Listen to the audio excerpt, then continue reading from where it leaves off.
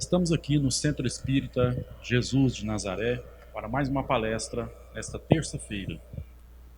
O tema de hoje é Buscai o reino de Deus e a sua justiça. É do Evangelho de Mateus, capítulo 6, versículo 25 a 34. Quem vai falar para nós hoje é Eurípides Farley. Eurípides, tenha bondade. É um prazer tê-lo conosco. O reino de Deus e sua justiça. E o que vem a ser essa justiça no que Jesus assim nos coloca. Para a gente compreender um pouco mais e tentar trazer esta leitura para a nossa compreensão didática do dia a dia, para as nossas compreensões acerca das dificuldades que assim nós encontramos no nosso próprio seio familiar, na nossa convivência diária, seja relacionada ao nosso próprio trabalho, com aqueles que nos circulam o tempo todo. Nós temos aqui um dos livros que também traz de maestria os ensinamentos de Jesus. É um livro que tem a psicografia de nosso querido saudoso Chico Xavier, através do espírito que chama-se Neio Lúcio, onde ele traz passagens do Evangelho, onde acontecia o culto do Evangelho no lar, ou o Evangelho no lar, na casa do apóstolo Pedro, onde Jesus reunia com todos os apóstolos e quem quer que quisesse participar, tinha a oportunidade naquele momento. Quem sabe nós também não tenhamos estado junto num momento como esse e perdemos, como a doutrina vai colocar, oportunidades de crescimento que aqui estamos hoje tentando buscar compreender. Então, neste livro, Jesus no Lar, capítulo 6, Neio Lúcio traz como título Os Instrumentos da Perfeição. E aqui, uma narrativa do próprio Simão, o apóstolo, Simão Pedro, trazendo um questionamento ou indagações ou situações corriqueiras, e aí a gente vai pensar, Simão, que andou ao lado de Jesus, teve essas dificuldades? Sim, porque o mestre mostrando a ele que ele assim o trairia, né, pelas dificuldades, as mazelas que ainda trazia dentro de si, como nós trazemos. Então Simão, num diálogo com Jesus, vai trazer assim, a narrativa de Neio Lúcio. Naquela noite, Simão Pedro trazia à conversação o espírito ralado por extremo desgosto, ou aflito, angustiado, como todos nós nos encontramos em algum momento. Agastara-se com parentes descriteriosos e rudes. Velho tio acusara-o de dilapidador dos bens da família, e um primo ameaçara esbofetá-lo na via pública. Será que conosco isso é diferente? Guardava, por isso, o semblante carregado e austero. Quando o mestre leu algumas frases dos sagrados escritos, o pescador desabafou, descreveu o conflito com a parentela e Jesus o ouviu em silêncio.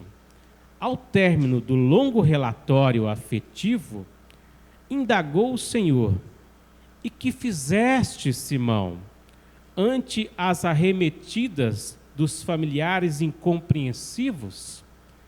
Sem dúvida, reagi como devia, respondeu o apóstolo veemente. Coloquei cada um no lugar próprio. Anunciei sem rebuços as más qualidades de que são portadores. Nós não fazemos isso? Meu tio é raro exemplar de sovinice, e meu primo é mentiroso contumaz. Provei perante numerosa assistência que ambos são hipócritas, e não me arrependi do que fiz. O mestre refletiu por minutos longos e falou compassivo: Pedro, que faz um carpinteiro na construção de uma casa? Naturalmente, trabalha, redarguiu interpelado, irritadiço. Com que tornou o amigo celeste bem-humorado, usando ferramentas. Após a resposta breve de Simão, o Cristo continuou. E aí eu vou pedir para que possamos ouvir com bastante compreensão e carinho esta mensagem de Jesus, porque ela vem ao encontro de todos nós, nas nossas indagações, nas nossas aflições, nas nossas questões do dia a dia. Jesus assim diz: as pessoas com as quais nascemos e vivemos na terra são os primeiros e mais importantes instrumentos que recebemos do Pai para a edificação do reino do céu em nós mesmos. Quando falhamos no aprimoramento deles, que constitui elementos de nossa melhoria, é quase impossível triunfar com recursos de alheios, porque o Pai nos concede os problemas da vida de acordo com a nossa capacidade de lhes dar solução. A ave é obrigada a fazer o ninho, mas não se lhe reclama outro serviço. A ovelha dará lã ao pastor. No entanto, ninguém lhe exige o agasalho pronto.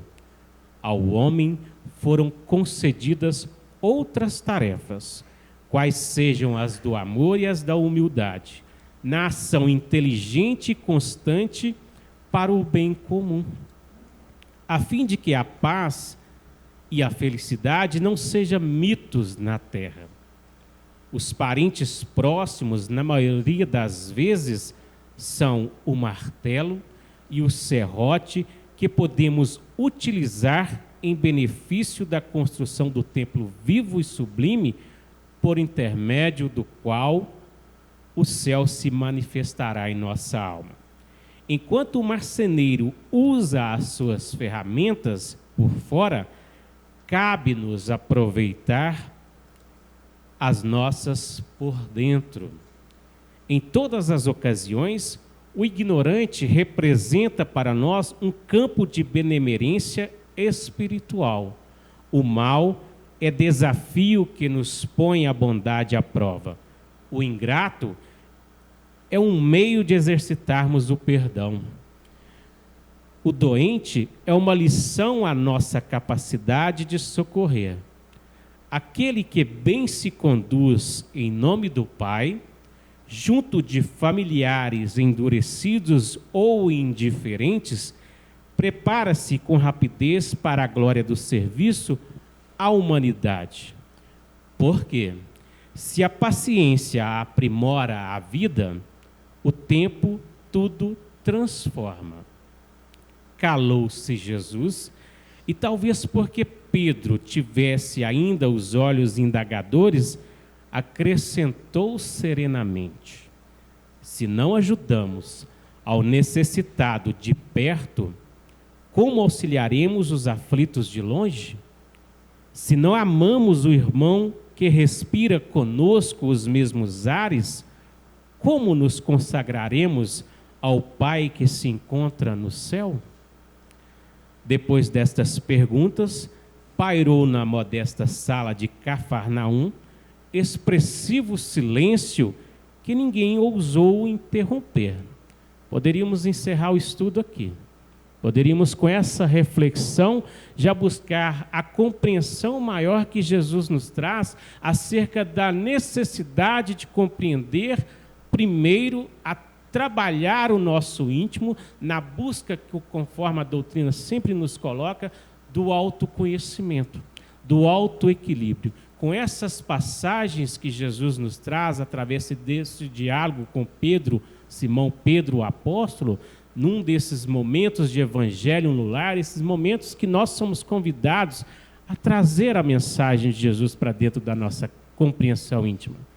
Nós poderíamos compreender muito mais acerca disso, já fazendo essa reflexão que a doutrina, no na pergunta 919 do Livro dos Espíritos, Santo Agostinho assim coloca: fazendo uma autorreflexão a si mesmo, buscando refletir se nesse diálogo que Jesus apresenta com Simão, se nós aqui não nos inserimos nele. Se nós não estamos sendo convidados a refletir na busca da paciência, da compreensão acerca do outro. Se nós, conforme Pedro, nós ainda não, assim, colocamos as questões do outro, sem refletir as nossas próprias questões. Então, buscar primeiro o reino de Deus e sua justiça, ou o reino dos céus e sua justiça, o que Jesus nos convida, é o objetivo principal de estarmos aqui reencarnados neste mundo físico, para aprendermos essa verdade, compreendermos essa verdade. Conhecereis a verdade e ela vos libertará. Assim possamos, conforme essa leitura, começar a nos libertar dessas dificuldades que ainda nos assolam. E aí, nesta mensagem do Evangelho de Mateus, versículos 25 a 34 do capítulo 6, Jesus diz assim: por isso vos digo, não andeis ansiosos pela vossa vida, quanto ao que haveis de comer e beber, nem pelo vosso corpo, quanto ao que haveis de vestir. Não é a vida mais do que o alimento e o corpo mais do que as vestes? Observai as aves do céu, não semeiam, não colhem, nem ajuntam em celeiros. Contudo, vosso Pai Celeste as sustenta. Porventura, não valeis vós muito mais do que as aves? Qual de vós, por ansioso que esteja, pode acrescentar um côvado, uma medida, uma estatura à curva da sua vida? E por que andais ansiosos quanto ao vestuário, a vestimenta? Considerai como crescem os lírios no campo. Eles não trabalham, nem fiam. Eu, contudo, vos afirmo que nem mesmo Salomão, em toda a sua glória, se vestiu como qualquer deles. Ora, se Deus veste assim a erva do campo, que hoje existe e amanhã será lançada ao fogo, quanto mais a vós outros, homens de pequena fé. Portanto, não vos inquieteis dizendo: que comeremos, que beberemos, ou com que nos vestiremos? Porque os gentios é que procuravam todas essas coisas. Pois vosso Pai Celeste sabe do que necessitais. Buscai, pois, em primeiro lugar o seu reino e sua justiça, e todas essas coisas vos serão acrescentadas. Portanto, não vos inquieteis com o dia de amanhã, pois o dia de amanhã trará o seu cuidado.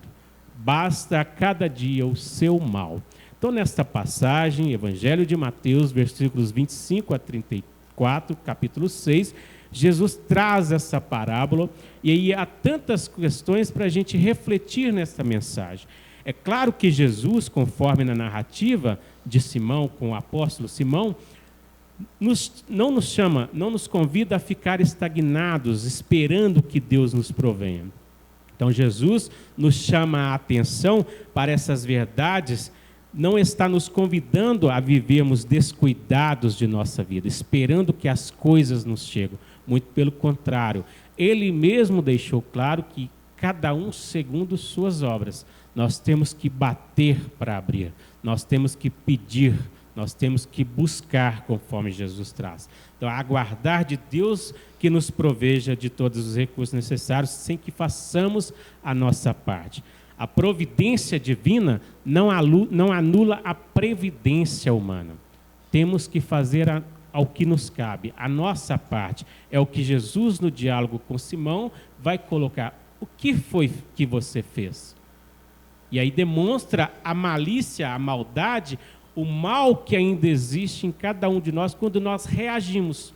É o que Jesus vai nos convidar a dar a outra face. Não é que você vai tomar porrada do outro lado, apanhar do outro lado. é você demonstrar a serenidade, a tranquilidade, a paciência, a cautela, o discernimento já construído. Isso é dar a outra face. Isso é demonstrar, de fato, o teu caráter, aquilo que você já compreendeu e já edificou de bom em seu caminho. Então, o convite de Jesus incide no acerenar dos nossos corações. Pois quando buscamos ansiosamente as questões puramente materiais, esquecendo transitoriamente que somos seres espirituais, e esta é a verdade, nós somos seres espirituais, estamos reencarnados ou encarnados momentaneamente, o corpo vai perecer, nós retornaremos ao mundo espiritual. Outras agremiações colocam que existe o purgatório, o céu e o inferno, que nós vamos ficar dormindo. A doutrina não coloca isso. O céu e o inferno é um estado de consciência. Posso já estar vivendo no céu se eu estou levando uma vida totalmente buscando este aprendizado com Jesus. Ou no inferno, se eu levo uma vida desregrada, fazendo maldades e coisas outras. Não precisarei estar dormindo para a minha consciência me tocar e mostrar as minhas obras, aquilo que eu edifiquei.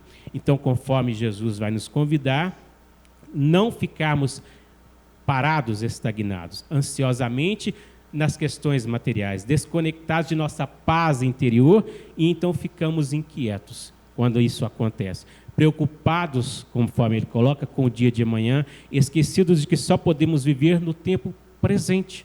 Nós ficamos preocupados com amanhã, esquecendo o agora. E tem uma passagem no Evangelho que vai falar sobre isso, do homem que ajunta sua colheita no celeiro, mandou construir celeiros maiores, e aí é falado, e se a sua alma for chamada hoje? Né? Então o nosso coração turba-se diante das necessidades materiais, em que depositamos todo o nosso tesouro, esquecendo-nos da vida espiritual, tesouro maior da nossa vida. Esse é o nosso tesouro maior. E Jesus disse isso, porque onde estiver o vosso tesouro, estará também o vosso coração. Onde nós depositarmos aquilo que nós almejamos, estará o nosso coração. Uma pergunta nós podemos fazer no que tange a esses recursos financeiros necessários à nossa vida material. Podemos questionar como proceder de modo que nosso coração não se turbe e possamos realizar o nosso trabalho de forma coerente, consciente com a proposta cristã e manter assim a nossa consciência tranquila. Como nós podemos fazer isso? A resposta está na própria fala de Jesus. Buscai primeiro o reino de Deus e sua justiça, e tudo o mais, ou todas as coisas, vos serão acrescentadas por acréscimo de misericórdia. O reino de Deus, conforme Jesus nos traz, é o símbolo que ele utiliza em várias vezes para indicar os sentimentos superiores originados a partir da virtude do amor. Jesus nos convida a edificar no amor, que está presente em todos nós. Nós fomos criados pela essa essência de Deus, semelhante imagem de Deus. João, o apóstolo, traz que Deus é amor. Se Deus é amor e nós somos essência dessa criação, também somos amor. E por que nós desvirtuamos deste caminho como um filho pródigo que se rebela com a lei e vai viver sua vida dissolutamente? Aí nós vamos entender essa construção. A justiça é a própria lei de Deus, que tem como base a lei de amor, a qual está inscrita na nossa consciência, conforme a doutrina nos traz. Podemos então dizer que, a partir do momento que desenvolvemos a ética do amor, conforme Jesus nos traz, em nossos corações e nas nossas atividades que realizamos, tudo mais nos será acrescentado. Tudo o mais. O princípio ético de todo cristão, que se constitui na aplicação prática da lei de amor e justiça, está expressado em Mateus capítulo 7, versículo 12. Assim Jesus coloca: tudo o que querereis que os homens vos façam, fazei-lo também em vós, porque esta é a lei e os profetas. Olha o profeta Simão Pedro fazendo o contrário. Em vez de dar a outra face, a serenidade e a paciência, jogou pedras, blasfemou, trazendo a sua ira, a sua revolta, a sua raiva, assim como todos nós fazemos. Portanto, no que tange às coisas, conforme Jesus coloca, é fundamental que nós tenhamos sempre em mente que elas nos serão acrescentadas quando buscamos o reino de Deus dentro de nós. Quando nós nos conectarmos a esse reino dentro de nós, todas essas coisas nos serão acrescentadas por acréscimo de misericórdia. A finalidade maior da nossa vida constitui em sermos colaboradores de Deus. O pai e a mãe colaboram com Deus na educação, na construção do filho. Vós sois deuses, disse Jesus, contribuindo para a construção de um mundo mais feliz e harmonioso. Então nós somos convidados a ser co-criadores de Deus. Somente por meio do amor podemos criar em torno de nós um mundo melhor, começando pelo nosso mundo íntimo, pelo nosso mundo interior. Em cada existência ou cada reencarnação, realizamos essa evolução, esse aprendizado, essa experiência, efetivando experiências que concorrem para o aprimoramento de um determinado aspecto de nossa vida. Em um momento, podemos desenvolver, por exemplo, a inteligência, em outra, a bondade, em outra, a humildade, em outra ainda, a sabedoria, etc. Isso realizamos a nossa evolução como seres imortais. Assim, realizamos a nossa evolução como seres imortais. Estamos aqui para evoluir. E a doutrina vai nos colocar que não é possível numa vida só conquistar tudo isso. Por que não é? Porque ainda nos prendemos às arestas, ao joio, à dificuldade como o Simão em relação às questões da vida. E nós não edificamos essa humildade, essa inteligência, essa sabedoria, esse discernimento, essa paciência, essa tolerância. E vamos, conforme o ditado popular, empurrando com a barriga ou descontando as coisas nos outros. Todos nós, em algum momento de nossa vida, já questionamos o porquê de sua existência ou de nossa existência. Ou qual o sentido da vida? Todos nós já questionamos, né? Muitas vezes ouvimos pessoas dizerem que não veem sentido para a sua vida. Porque viver em um mundo de tanto sofrimento e amargura como esse, a situação agora, por quê? Viver é sofrer. Viver para quê? Para ter desilusões? O que leva uma pessoa a ter tais pensamentos? Ou o que nos leva a ter tais pensamentos? Porque temos que nos colocar nessa condição. Também passamos por dificuldades. Também trazemos desalinhos. Também temos situações a ser corrigidas. Paulo, Simão, Maria Madalena, todos como nós buscaram sua edificação. Jesus também foi criado simples e ignorante como nós. Aproveitou, buscou o reino de Deus conforme a proposta dele mesmo para nós. Não veio aqui como santo, veio como Cristo que já edificou toda a bondade nele. Assim ele coloca, mestre eu sou. Né? Então a resposta mais evidente a essa questão, a essas indagações, é a visão materialista da vida. Né? Observando a vida em um aspecto exclusivamente material, ela se torna sem sentido. Para que construir impérios se depois vamos morrer e vai perder tudo? Aí fica sem sentido. Viver é um fardo muito pesado, sem razão de ser. Né? A vida é um maravilhoso desafio. Quando a gente, ao contrário dessas questões, nós buscamos dentro de uma visão espiritual profunda, a vida tem todo um sentido. É, conforme a doutrina fala, um maravilhoso desafio com muitos obstáculos, é verdade, conforme a narrativa de Simão, mas que ao invés de representar sofrimento, significam alavancas de apoio para o crescimento pessoal e transpessoal de todos nós. são alavancas, estímulos. O sofrimento, a dor, conforme Jesus coloca, foi devido às escolhas equivocadas no caminho. Todos nós temos a missão de nos tornar plenamente felizes. Nós temos a pergunta 115 do Livro dos Espíritos que fala sobre isso. Nascemos para buscar a felicidade. Estamos aqui para construir essa felicidade. Buscar um sentido para a vida é encontrar o nosso eu verdadeiro. Quem somos realmente? Corpo ou ser espiritual? Através da busca constante de conhecimento sobre nós mesmos, conforme Santo Agostinho coloca.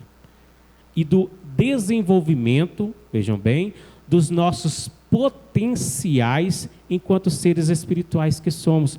A bondade, a humildade são potenciais que trazemos adormecidos. Conforme Jesus coloca, a fé do tamanho do grão de mostarda, se nós a cultivarmos, trabalharmos, exercitarmos, cresce, desenvolve em nós. Então a bondade precisa ser desenvolvida, a humildade precisa ser desenvolvida, a tolerância, a paciência, temos isso em nós. Jesus fala, se sabeis essas coisas, por que não a praticais? Pela dificuldade que nós, como Simão, nos encontramos nos desafetos do dia a dia, nas dificuldades do dia a dia. Buscar um sentido para a vida, portanto, é encontrar o nosso eu verdadeiro. Porque são poucas as pessoas que conseguem se encontrar seu eu verdadeiro, né? Porque muitas, ao contrário, estão doentes, infelizes, deprimidas. A narrativa de Simão, mesmo estando ao lado de Jesus. Porque surgem doenças físicas e mentais em nossas vidas que se constituem em verdadeiras prisões sem grades. Nos encastelam numa prisão, num sentimento de culpa, de remorso.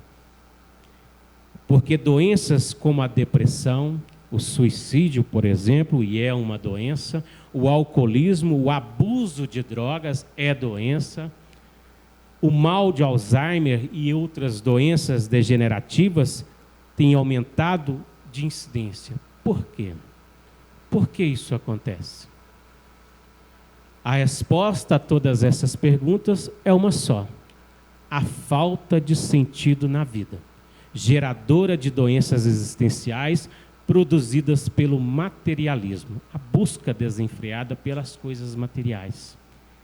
Em uma visão profunda a respeito de saúde, todas as vezes que nos distanciamos do ideal de espiritualidade, que todos os seres humanos são convidados, ou seja, que todos nós somos convidados a desenvolver, o resultado é essa carência interior. É o filho mais novo, na parábola do filho pródigo, quando ele cai em si, percebe a vida sem sentido que ele estava levando e busca refletir nas suas ações, nas suas escolhas, mas não se encastela num sentimento de culpa ou de desculpa, colocando a desculpa dos seus infortúnios em ninguém, ou se martirizando. Ele levanta e vai ter com o pai. Volta para casa, ou seja, para essa religação, para buscar o reino dos céus dentro de si. Esse é o convite de Jesus a todos nós. Em uma sociedade atormentada, na qual impera a inversão de valores, aproximar-se do ideal de espiritualidade, em que buscamos o ser, ainda representa entrar pela porta estreita.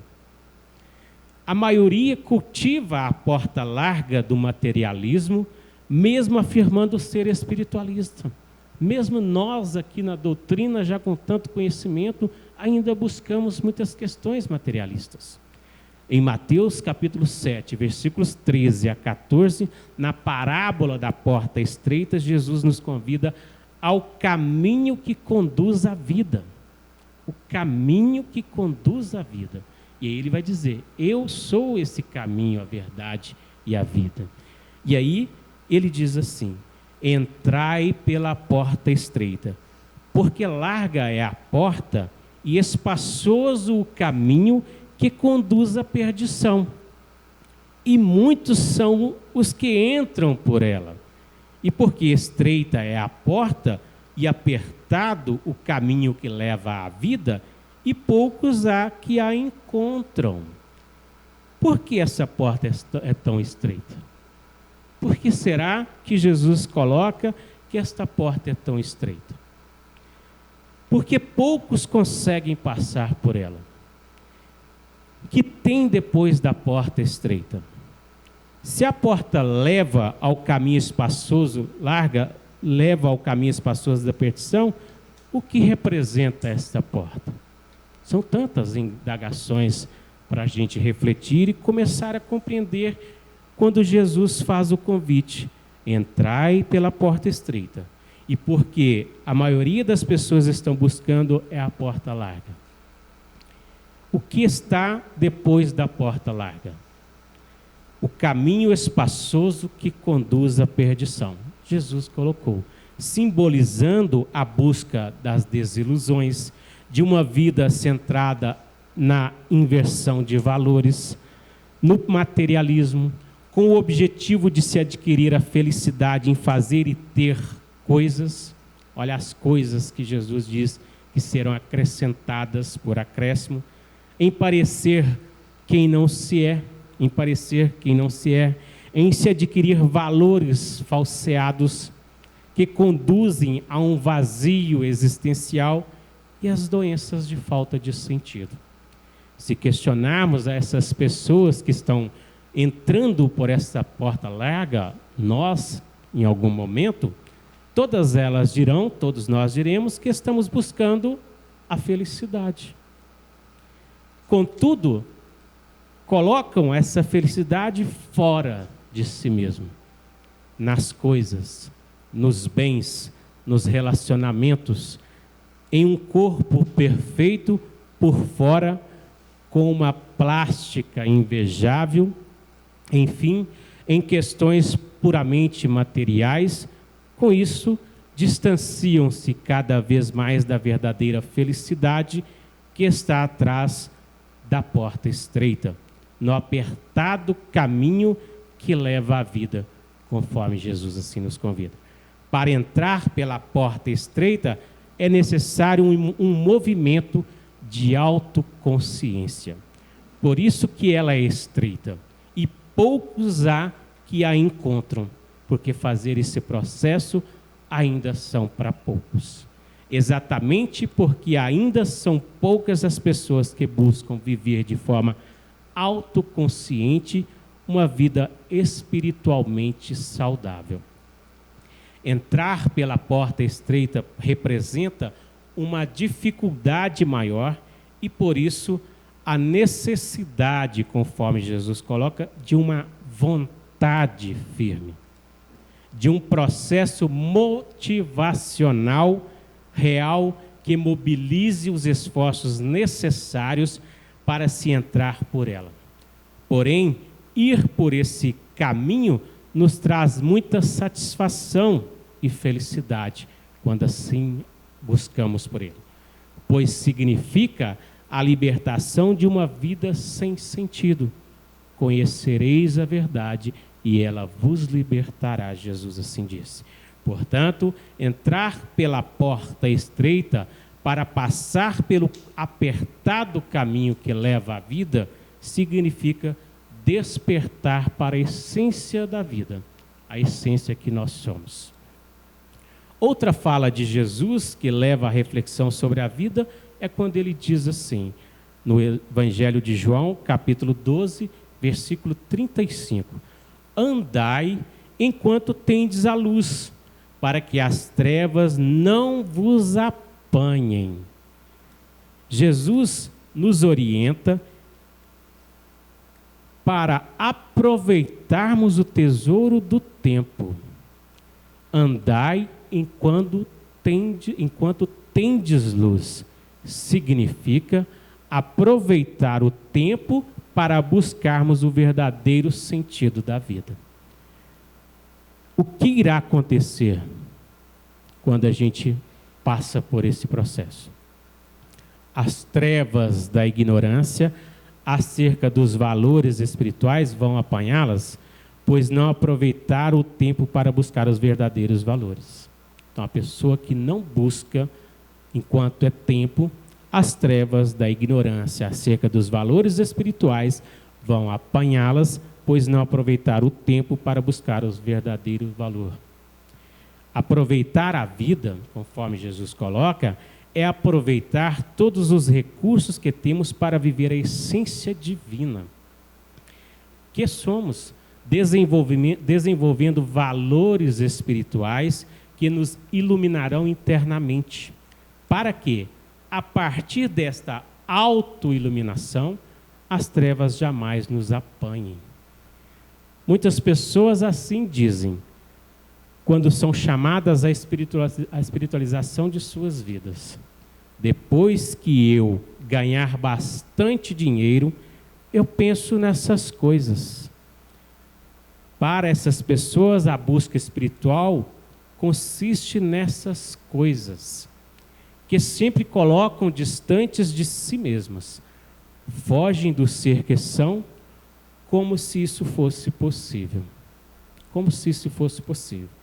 Dizem, quando eu tiver uma vida estabilizada financeiramente, começo a cuidar dessas coisas. Enganam-se, pois a pessoa fica projetando para o futuro algo que a vida convida a realizar no presente. Será que nós vamos ter o amanhã?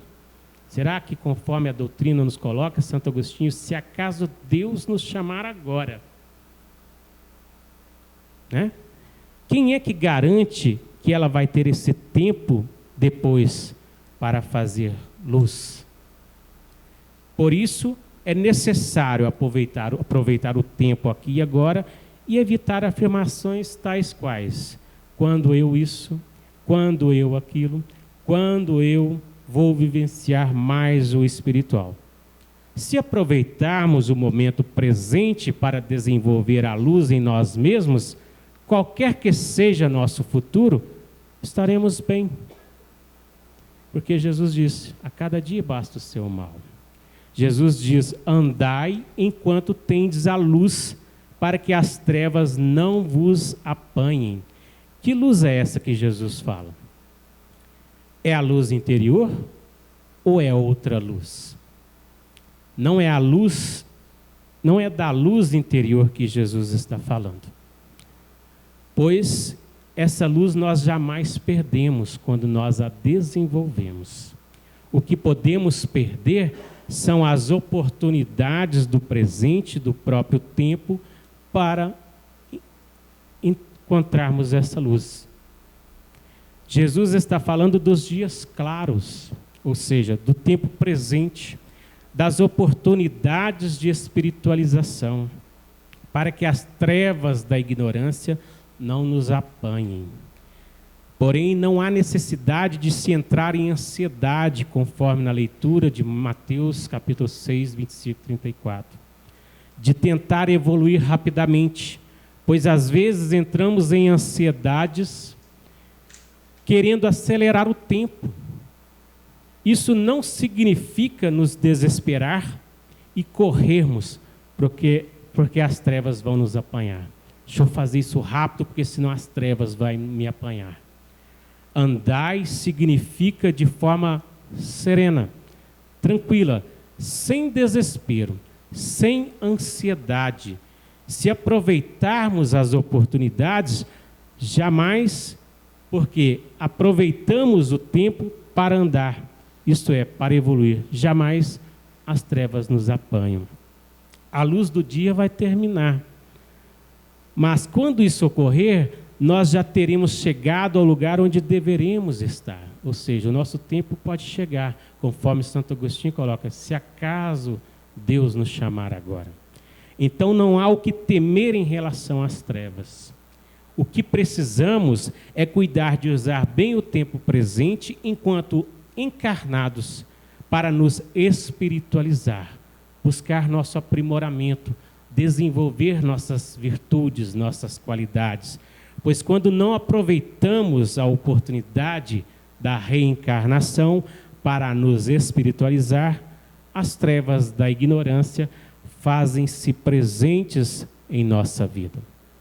E muitas pessoas dizem que o tempo resolve os problemas, como se a solução de problemas fosse algo passivo. E Jesus disse que nós temos que bater, temos que buscar, né? Dizem que o tempo, deixe que o tempo resolva. Quando pensamos assim, o tempo passa e as trevas nos alcançam, uma vez que não cuidamos de desenvolver a luz interior enquanto havia tempo.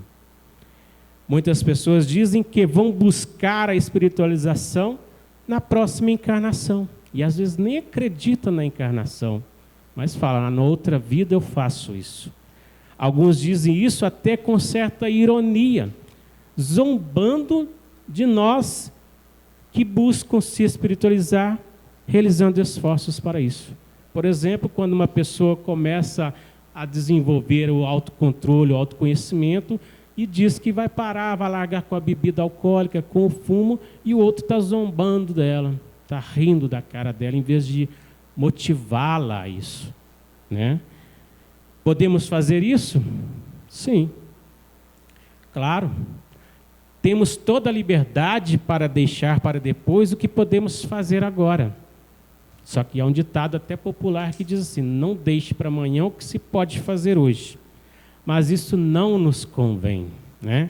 Porque toda a ignorância com relação à vida não superada hoje, ou seja, conforme o diálogo de Simão e Jesus, não refletida hoje, se transformará nas trevas do amanhã que nos apanhará desprevenidos. Por exemplo, a pessoa que se não prepara financeiramente, a pessoa que não revê certos conceitos, e aí vem a dificuldade. Vivendo assim, continuaremos ignorantes a respeito das questões espirituais da vida, desenvolvendo cedo ou tarde as doenças existenciais que nos apanharão.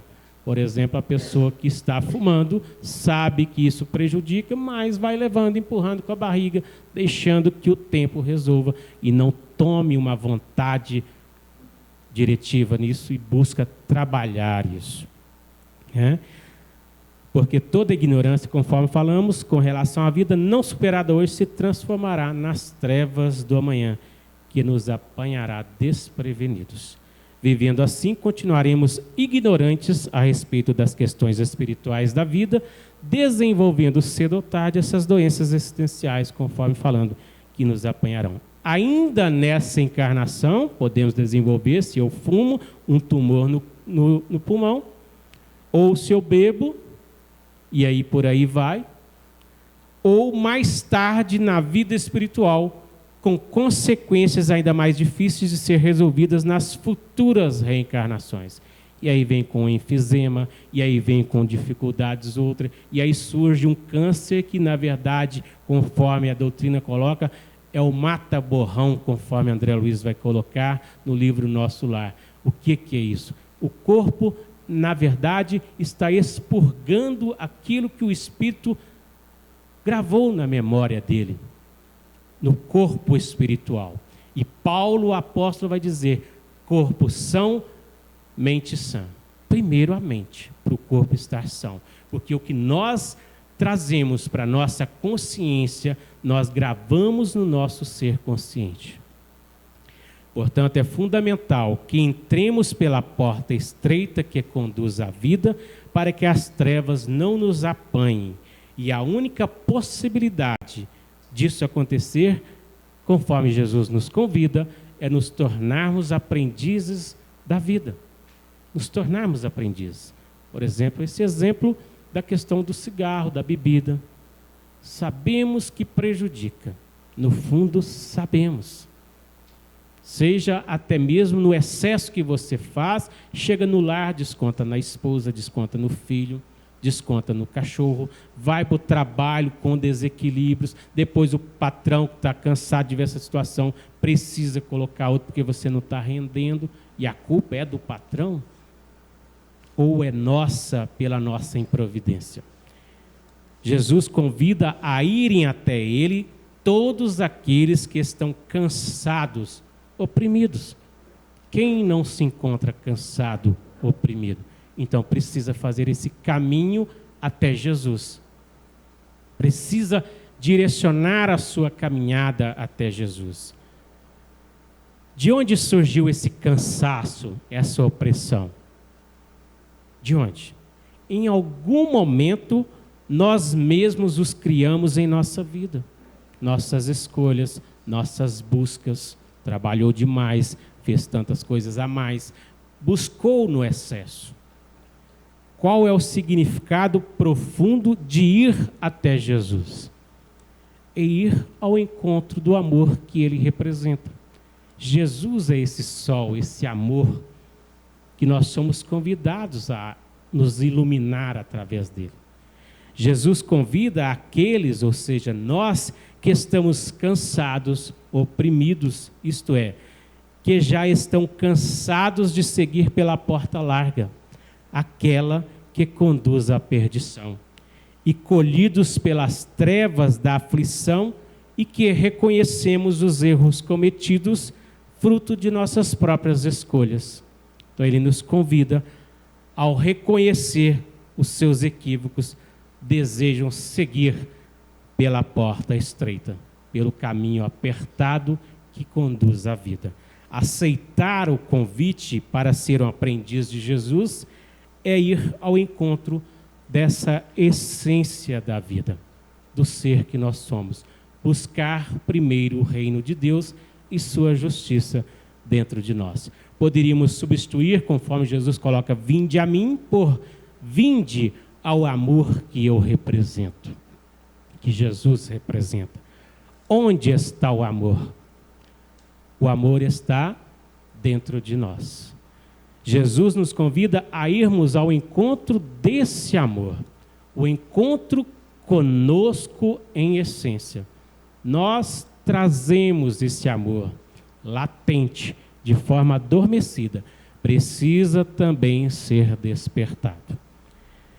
Então ele diz que quando formos ao encontro desse amor, haverá alívio do cansaço, da opressão que produzimos.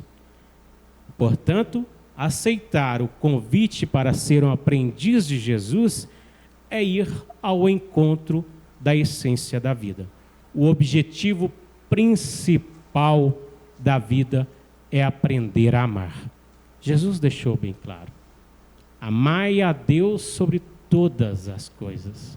Todas as coisas, as coisas que às vezes a gente busca e esquece de Deus, da nossa essência. Amar ao próximo como a si mesmo, como eu vos amei. Fazei ao outro o que quer que faça a vós mesmos. Então a essência do convite de Jesus é aprender com os nossos erros e acertos para nos aproximarmos de Deus através de Jesus.